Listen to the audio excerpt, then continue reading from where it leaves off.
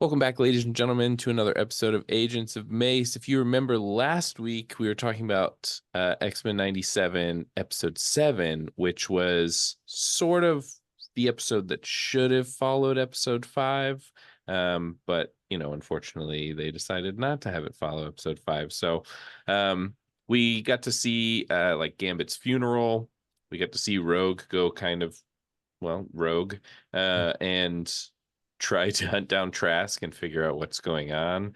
The world seems to not really be siding with the mutants in this conflict, and they're kind of just waiting to see how things are going to pan out. So that's interesting. And then the episode kind of wraps up with us learning that, hey, Mr. Sinister's not in charge. He's working for Bastion, who is running a anti-mutant criminal organization sort of, and we don't 100% know what his motives are. So we're hopeful that this episode will shine a little light on what's going on, and we're nearing the end here, so things are good. Puzzle pieces are starting to come together. We can kind of start to see the outline of what the purpose of all this is. So we're glad that you're joining us. I'm Drew. I'm Luke. I'm Elisa. And this is Agents of Mace.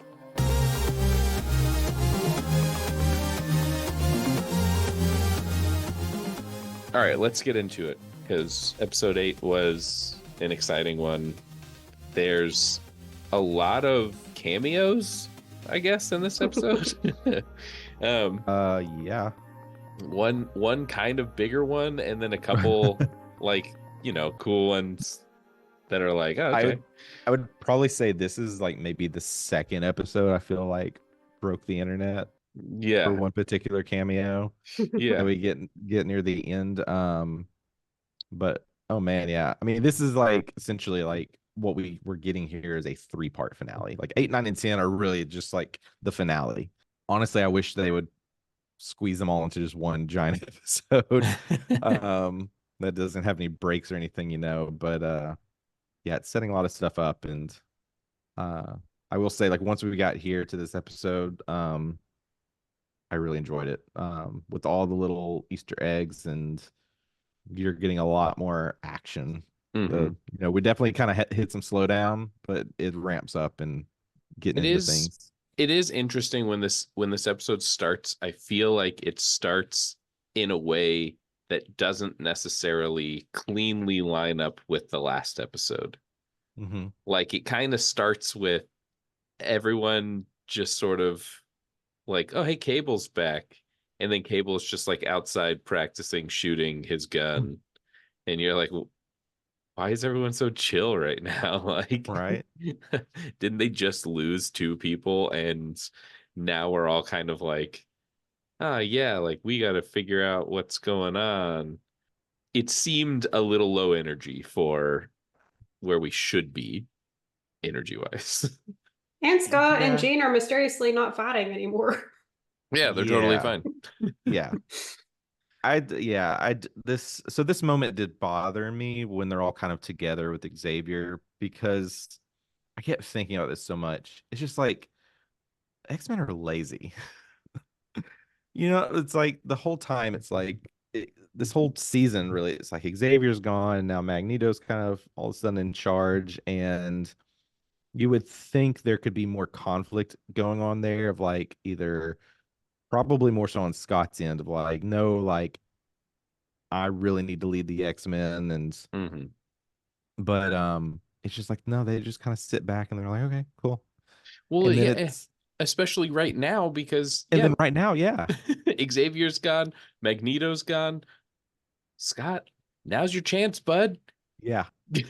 But didn't get any of that, which really bugs me. Like, and I think a lot of it just feels like whenever, a couple episodes ago when Xavier does come back, it's just kind of like, it just has this laziness. It's like the X-Men are just probably like, cool, he's back. All right, he'll run things. He'll know what to do. He can just tell us. And so it's like, clearly you can see like they know how to be led, but why is no one stepping up to be a leader? Mm-hmm. Yeah, Yeah. Scott's focus in this episode is like, I'm gonna bond with my son. Right. Since I never got, we're gonna go on wacky Summers family adventures together. Yeah. And it's weird too because it's like they're boxing Jean's clone out of the storyline by being like, now Jean has all the clone's memories. So it's like, oh, I see what's happening. Where you introduce the clone because it was an interesting, side story. You didn't know how to end it, so you were like, well, now the clone is gone, but Jean has all the clone's memories, so Nathan is kind of Jean's child now. And it's like, oh, it's weird how you just merged those two people together and made one person so that Scott and Jean don't have to fight every episode. I Right. mean, technically, they were one person that kind of split into two people. Yeah, true. And there's that line later on in the episode number, Jean says that Cable is Madeline's blood, not hers. And I'm like, y'all have the same blood. You are genetically identical. So Yeah. he's basically kind of your son. You even remember birthing him. Yeah. Like, y'all just, I know it's weird, just get on board. Well, we do learn a little bit more about Bastion in this episode. We learn that he's the combination of Nimrod and Master Mold. And he's basically just like the living embodiment of Sentinels. Right. He starts Operation Zero Tolerance, which is basically he's gonna wipe mutants off the face of the earth, and that's his goal. And he has this weird cabal of Marvel villains that are all sort of like, hey, this isn't what we signed up for. Mm-hmm. And he's like, I don't care. And I feel like it's, again, there's 2 more episodes, so this could still happen. But it seems like the villains would want to be like, well, we're going to fight against you too, because Right. some of the villains, I mean, granted, we only see 2, and then another one speaks, but like it seems more like a extra character, like it's not anyone in particular. But like some of the villains are mutants, especially in the part where we see a bunch of cameos from people. Some of the people that we see are villains that are mutants. So it's like, oh, okay, are the villains and the heroes going to come together to defeat Bastion? I don't know, but it kind of feels that way because right now it just seemed like, so we see Doctor Doom and we see Baron Zemo, who both express their like, hold on, what are you doing? What, like, not what we signed up for. I don't know that we want to back you on this. And then, yeah, he basically tells them, like, I don't care what you want. This is what I'm doing. So what's the purpose of having this like group of villains if you haven't really used them, right? Or at least that we've seen. They're just there, I guess. Yeah, it's like is he just toying with them? Right. Or is he like just trying to figure out a way Just to like puppeteer? Well, yeah, pull them all together to keep them kind of like out of his way while he enacts this? Probably. I mean, he may be in that mindset of like, I need them to somewhat see what I'm seeing, but not really, but like at least stay on my side to prevent everyone just teaming up to go against me. I don't know. They make him like a strange villain where like Yeah. he seems very laser focused on this one task that he wants to complete. Right. But But he's also, working with all these other people. yeah. And even if he were to accomplish this task, what would happen next? Is he going to take out like the human race? Right. And then even if he did that, it's just a world of sentinels. Like, or does he essentially just power down and be like, mission accomplished, and like that's it? I also am not 100% sure. So as the story continues, the X-Men go to Bastion's like hometown. very, very similar look to the Dark Phoenix, like the newer Dark Phoenix movie where they go to like her house. I felt like the scene where they're at his like childhood home or whatever. I was like, this looks like that. Like it looks like they took that and made it an animated version. I don't know if that's true, but I'll try to post side by side so you guys can see what I'm talking about. But it looks the same. That the thing I don't understand is, so they go to his hometown. They're like looking around his house. His mom's there. Surprise, she's a Prime Sentinel. She's not actually a person. Then slowly, there's this other side story with Sunspot and Jubilee where they're still hanging out with his mom, and she's throwing a gala, and they go to the mall to buy clothes, and the butler that's with them turns out to be a Prime Sentinel as well. And then there's a bunch of people at the mall that are Prime Sentinels. And then at some point, Scott says, or somebody says, he turned his whole hometown into Sentinels. When you turn someone into a Sentinel, I recognize that it's like this technovirus thing. Mm-hmm. But are they people? They're still people, right? They're just like people, cyborg people, sort of. I mean, it definitely gave me like Terminator vibes. Yeah. Like I really wanted to go back and rewatch Terminator because it feels like this potentially could have drawn inspiration from that in a way, or vice versa. I don't know.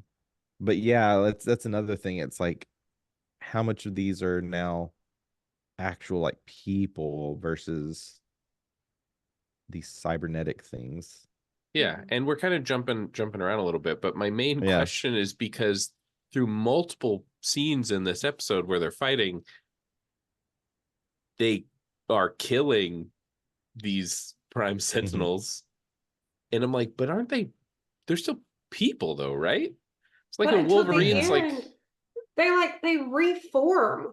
Yeah, that's true. So like they don't die until, like, again, not to get too ahead of ourselves. It seems like they're dead at the end. Yeah. I thought the same thing. I was like, did they just do murder on all these things that didn't know that they were Sentinels? Yeah.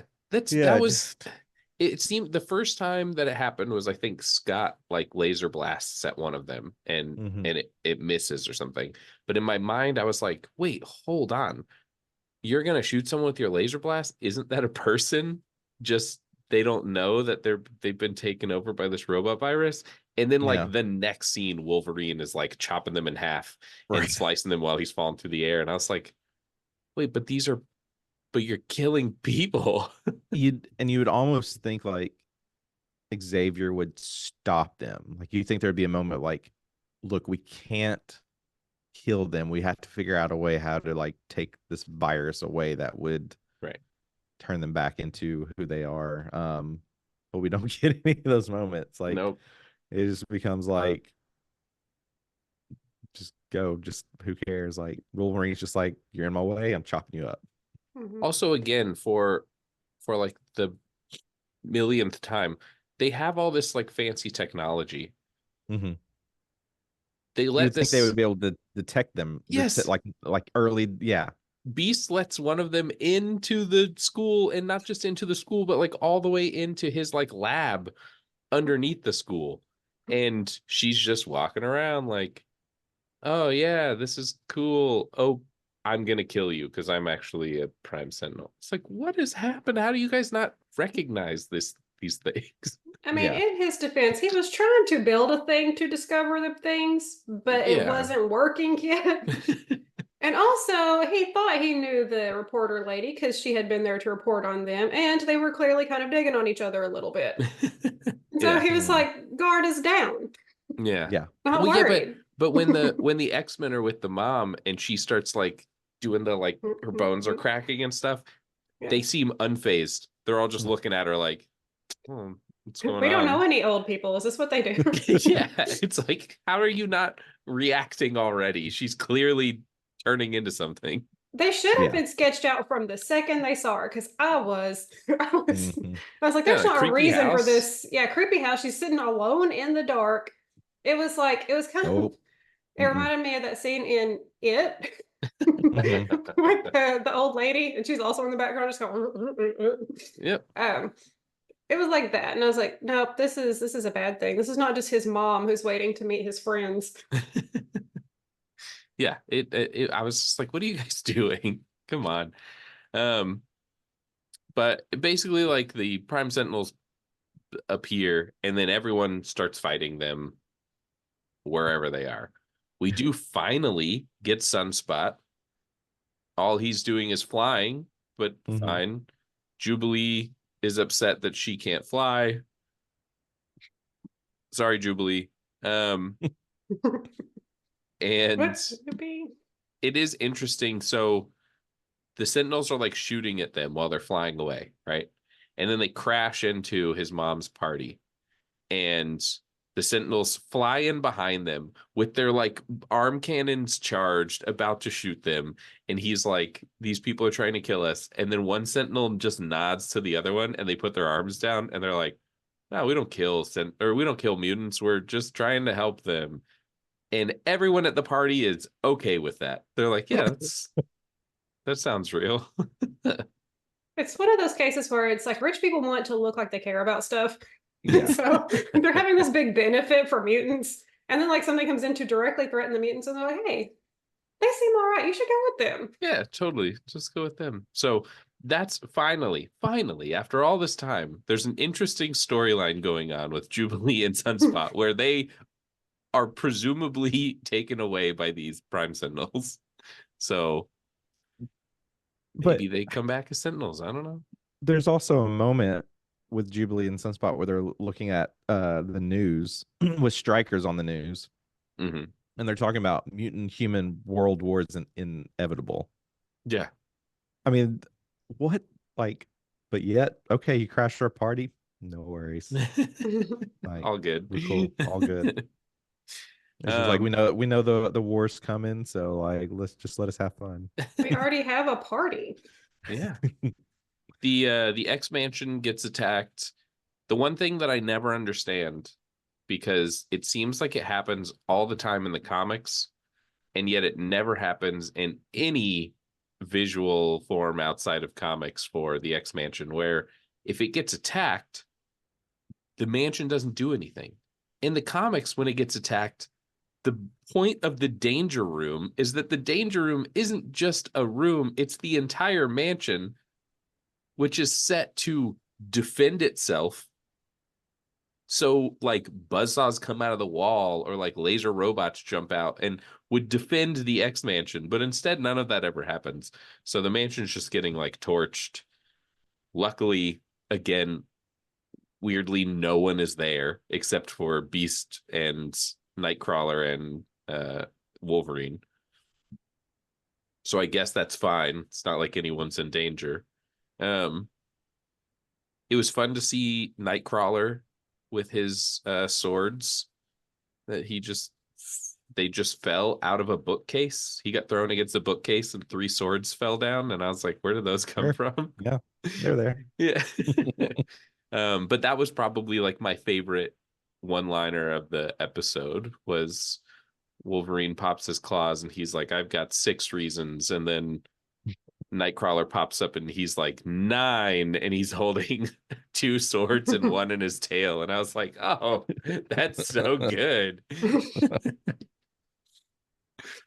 So that's a fun fight. It is weird in that fight is when we see them like reform. Like Wolverine cuts a couple of them in half and stuff, and then they like pull themselves together. Nightcrawler cuts the lady's head off. She just like puts it back on. But I feel like in all of the other fights, we don't see that happening. Like, I guess in the other fights, they just get like shot with whatever Cable's gun shoots. And Scott seems to never use his eye blast against them except the first time, and it misses and it doesn't work. So he's like, I'm only going to use it to somehow perfectly carve a hole in the rock for this car to drive through. Which I want to get to the car. So they're in the X-Jet. The X-Jet gets destroyed. Scott's like, I know what we're going to do. And then a Porsche flies out of the back of this crashing Blackbird. Why was that in there? It's also, I wrote down in my notes X car because I was like, this is cool. Is this the X-Men car? No, it's just a Porsche. Why was it in this plane? It seems like you wouldn't want the extra weight of an entire car just in the back of this stealth plane that you fly around in. It made no sense, but like, whatever. Cool, I guess. Then they use it to do this like elaborate getaway, which turns out to not be a getaway. And then they just sacrifice the car for no reason. They just like launch out of this tube. Gene, who could easily just like levitate the car to the ground and they could keep driving, instead levitates them out of the car onto the ground safely so that the car explodes in a fireball behind them. What was the point of the car? I don't get it. Maybe it was supposed to be cool for Nathan. This is an elaborate plan for Nathan to think his parents are cool. Yeah, they're like, look at us. We got a Porsche and we have so much money, we'll blow it up and it doesn't matter. Explosions are cool. Yeah, there is a nice family moment, you know. The Summers are being chased and Scott says, let's show them what the Summers are about or something like that. And then that's when they like blow up the car. And I was just like, what? Wait, so You're wasting money? Yeah, you're just frivolously spending money for no reason. Okay, I guess that's what it means to be a Summers. I wanted them to do more. It seemed like they were like the A team, and I felt like they didn't do anything. Because so like they run away, then they get in the car and they drive away. Then they blow up the car and they get ready to fight.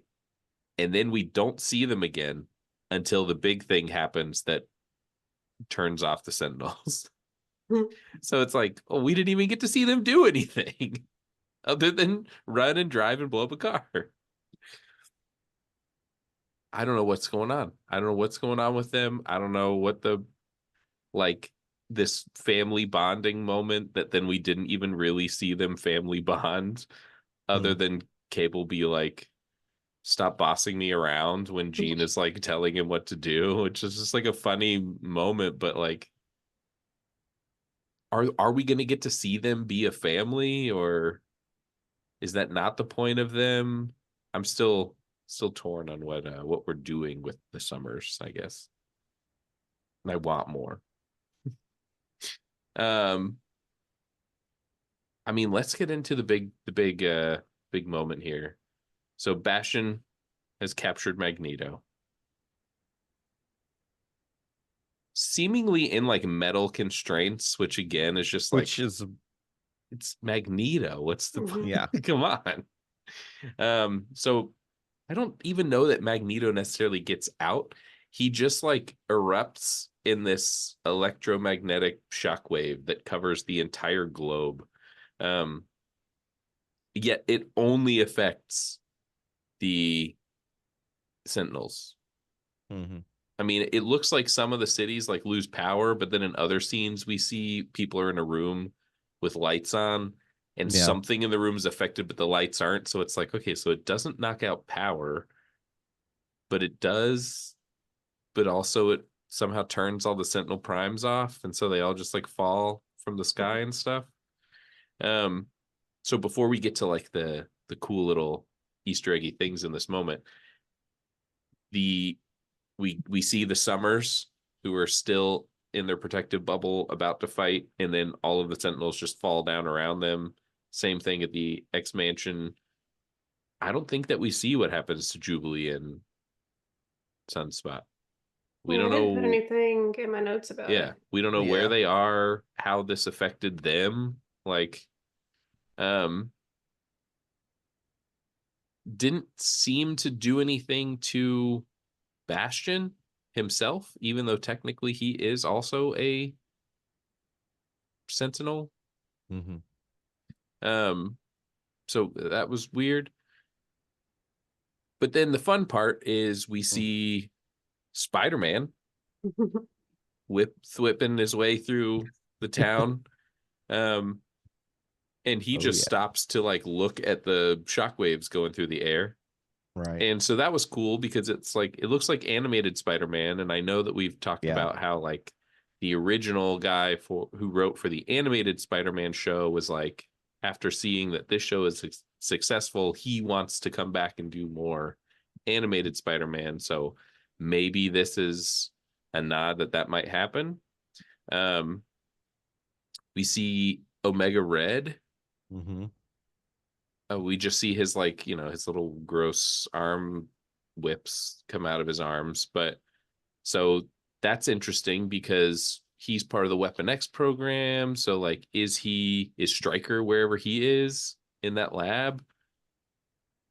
What's going on with Stryker and the Weapon X program, especially since we saw him on TV talking about the like war between mutants and humans, but like his whole thing is that he makes mutant weapons. So whose side's he going to be on? I'm trying to remember. We see one more person, right? A few more. We see Silver Samurai, Yes, Silver Samurai. which is it's interesting that we're seeing so many like enemies that are more tied to Wolverine. Mm-hmm. So curious to like why the focus on that. So yeah, it was Spider-Man, Silver Samurai, Omega Red. Was this the same time we see well, I don't know. I think I'm skipping ahead. Anyway, maybe that's just the three that we see during this moment.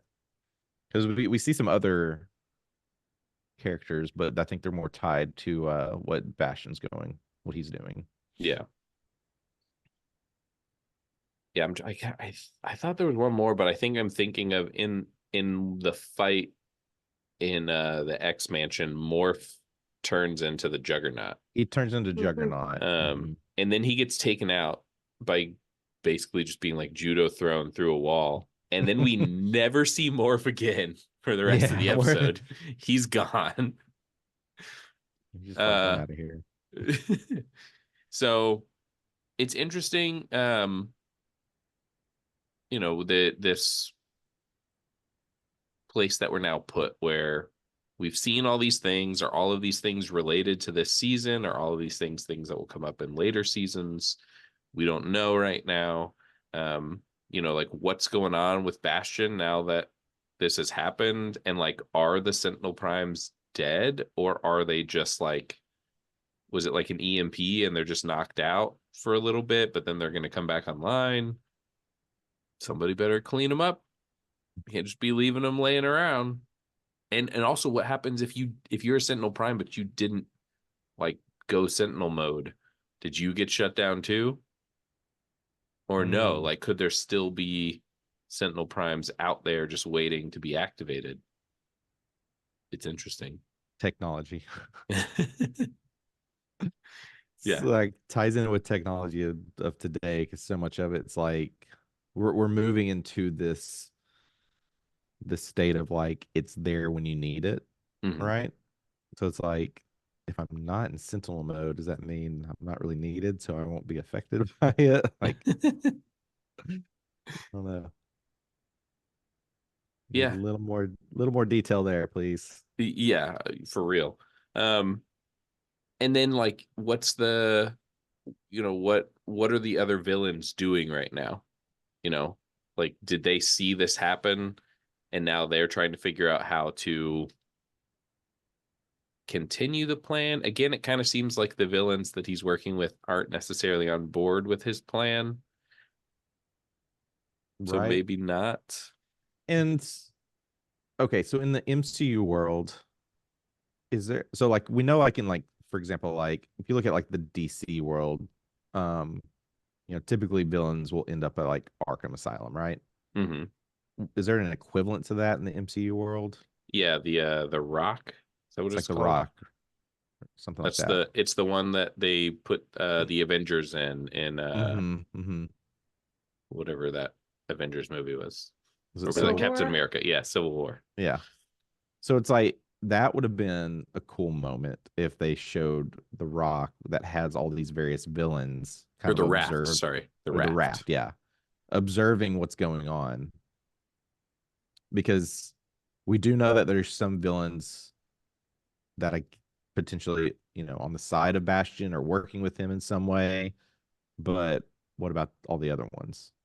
I think we'd see the moments of that where they're kind of looking like what's going on, and could this whatever Magneto did, could it have opened up the raft and let them all free? Yeah. I mean, that would be, again, like, this is Magneto. I think somebody says it too, like, this is Magneto's declaration of war. Um, I Yeah, I mean wonder, that's essentially what's going on. It's he's declaring war, kind of ties back into the moment we see on the TV where this war between human and mutants is inevitable. hmm, Um, this goes back to a moment we see with Valerie Cooper. Magneto's right. right. Yeah, but like, is this going to be the split where, well, I mean, in this episode, Bastion mentions the X-Men are lying about Xavier being dead. So, like, I mean, granted, we as the viewer know he's alive Mm-hmm. and maybe making his way back to Earth. Um, which I guess we see the spaceship crash, right? But we don't see Xavier, or do we see Xavier? I don't think we see him. We just see the spaceship crash. No, we get one moment, and I apologize to listeners. I've probably jumped ahead on some things, but no, I think that's the very end. Is we do see Xavier where he's calling Okay. Okay. the X-Men to him. So we know that he's back. So is this the split where now we're going to have, I guess it's not a split, it's like a cut into fourths. We have the humans, we have Mm-hmm. the Sentinels and Bastion and his Mm-hmm. like anti-mutant plan. We have the Brotherhood of Mutants, and then we have the X-Men. Mm-hmm. Like, it seems like that's what's about to happen. But it is interesting that we saw they like made a point to show us these other X-Men-y Wolverine villains in these Mm-hmm. other places, because, like, okay, are they going to get pulled into this conflict somehow? And Yeah, we it's don't going to really. be, Yeah, we don't know that, or if it's just generally like what we get in most of these series and movies, where it's just a nod to show like who's all in this universe still. They mhm, kind of like, I think that ties in more with Spider-Man. It's hard to know if we'll see Spider-Man again, or if maybe he'll have more of a role going into season 2. mhm, Um, I mean, we know we're getting a new Spider-Man series, but it's not really going to be this classic animated Spider-Man. We're getting a whole brand right. new series.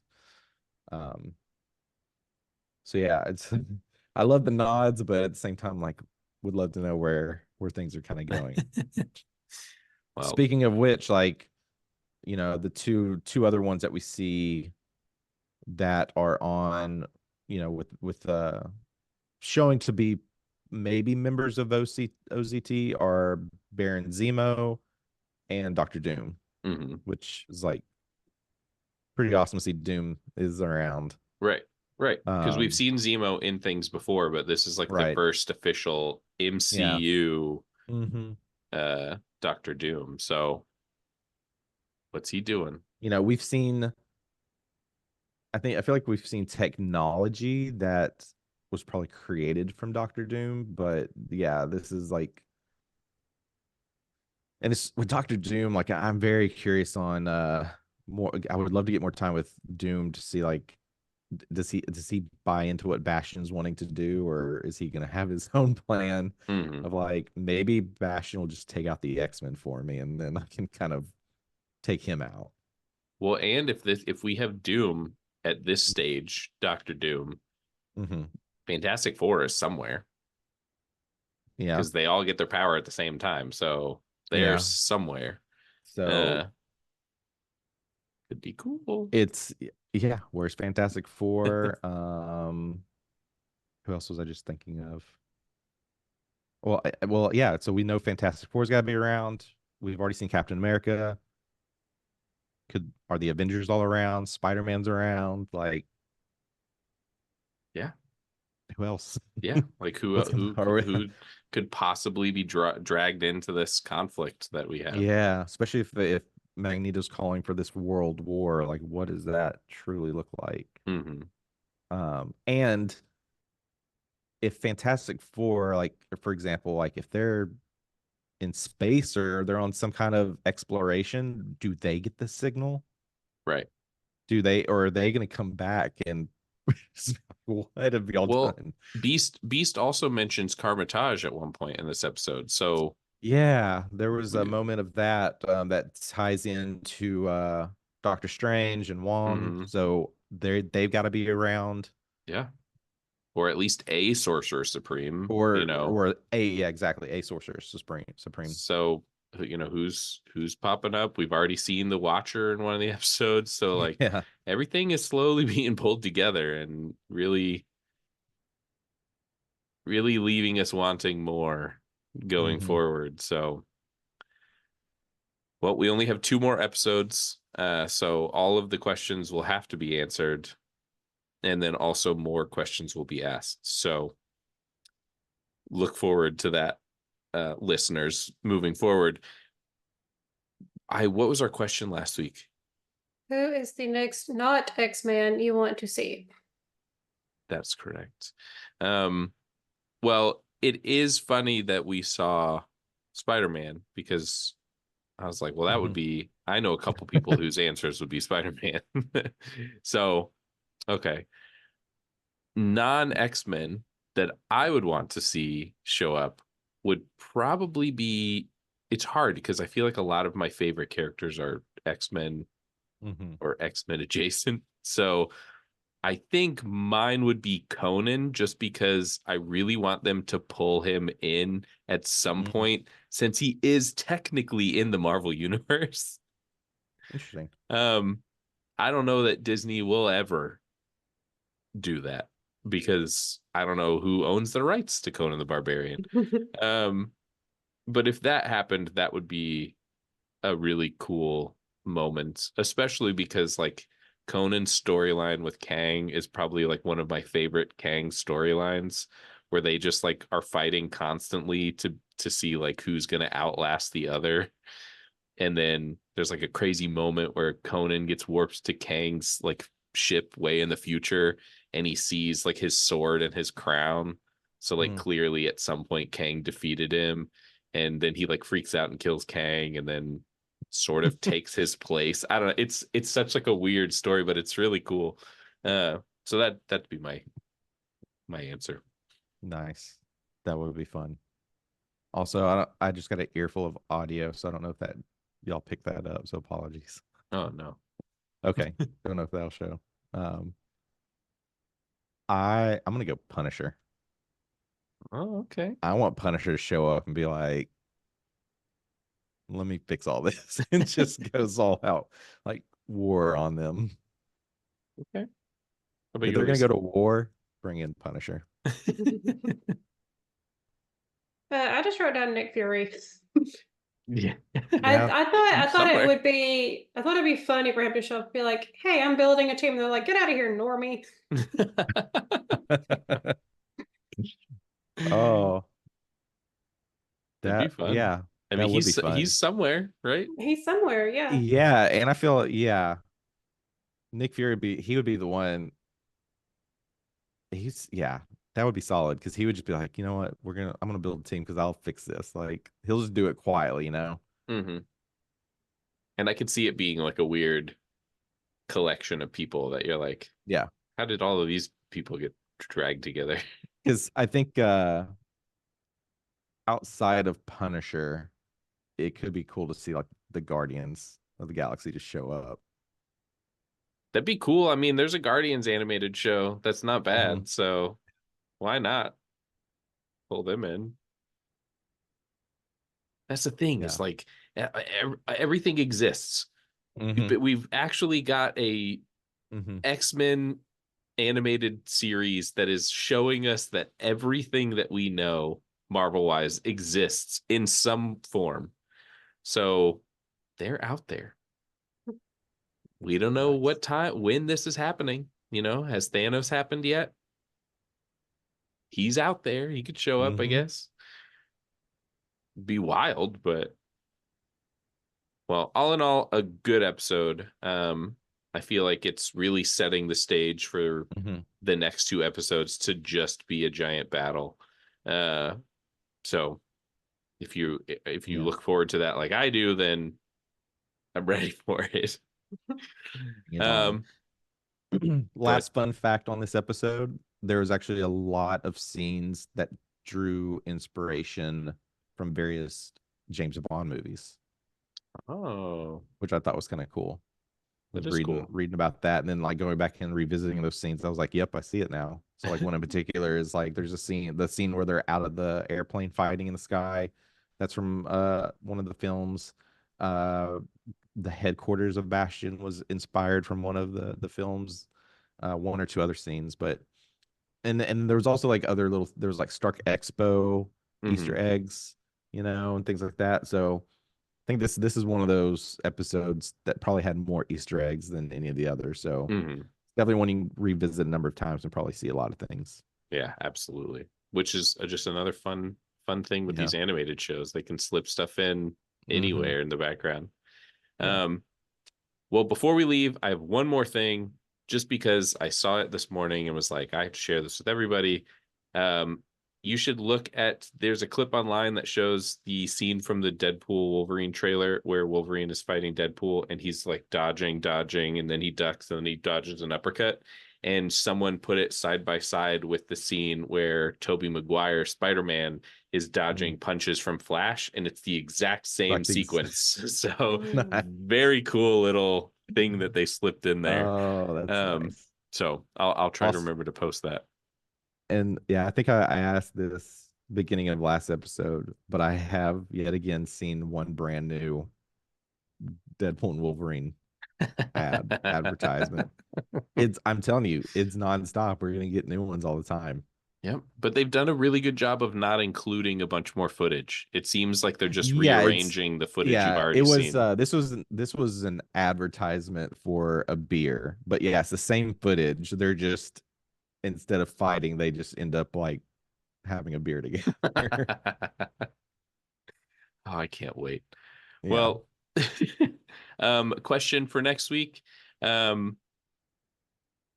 think my question is, what do you think is going to happen with all of these villains that we're getting introduced to? Do we think that they're going to get their own arcs? Do we think that they're going to team up? Do we think that they're going to, it was just a cameo nod to the comics? So keep that in mind.